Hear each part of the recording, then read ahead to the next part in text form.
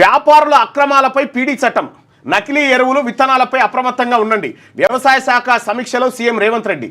రాష్ట్రంలో వానాకాలం సీజన్లో నకిలీ విత్తనాలు ఎరువులు విక్రయించే వ్యాపారులపై పీడీ చట్టం కింద కేసులు నమోదు చేయాలని ముఖ్యమంత్రి రేవంత్ రెడ్డి ఆదేశించారు. విత్తనాలు ఎరువుల అక్రమ దందాపై అన్ని జిల్లాల్లో కలెక్టర్లు పోలీసు అధికారులు అప్రమత్తంగా ఉండాలి.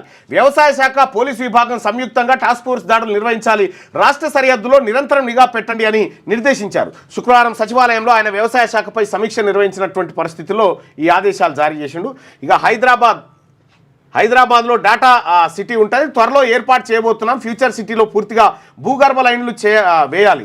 జిహెచ్ఎంసీ పరిధిలో ప్రయోగాత్మకంగా స్మార్ట్ పోల్స్ ఏర్పాటు. 2034-35 నాటికి 31,808 మెగావాట్లకు రాష్ట్ర విద్యుత్ డిమాండ్. విద్యుత్ శాఖ సమీక్షలో సీఎం రేవంత్ రెడ్డి వెళ్ళడంటూ విద్యుత్ శాఖ తర్వాత వ్యవసాయం పైన 2 సమీక్షలు దానిపైన నిర్వహించారు. ఆ సమీక్షలకు సంబంధించినటువంటి వార్త ఈనాడులో ప్రధాన వార్త. ఇక విడి విత్తనాలు అయితే గతంలో ఏం జరిగింది వీటి గురించి అంటే, గతంలో కావేరీ సీడ్స్ అని ఆయన ఉండే వెలమైనవి కావేరీ సీడ్స్ అన్ని తయారు కాగానే పోలీసులు రంగంలోకి దిగి నకిలీ విత్తనాలు ఎవరెవరు చేస్తారో వాళ్ళని అరెస్ట్ కాదు, వాళ్ళ గోదాములు సీజ్ చేసుకొచ్చేది.